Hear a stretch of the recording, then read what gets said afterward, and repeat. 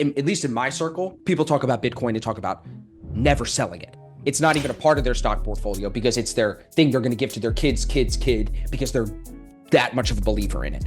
And and we have to talk about, you got to give me your take on MicroStrategy and Michael Saylor, because that blows my mind too. His levered Bitcoin play, basically, he wants to be a treasury. So yeah, give me your thoughts. For me, I treat Bitcoin as basically like a super high risk tech stock.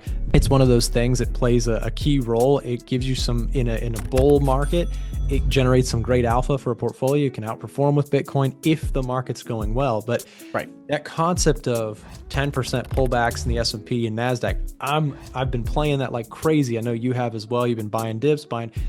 The only thing is that it's like musical chairs, right? It's working for now and we're going to play it. But when it stops, you got to be ready to kind of pivot.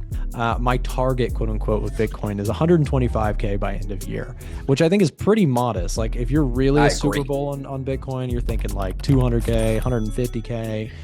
You're following the MicroStrategy story, which makes me super nervous, by the way. I mean, it's going to look really bad if something bad happens, where this guy's on stage like, I'm borrowing cash. It sounds like a bubble pop story. It sounds like a bubble.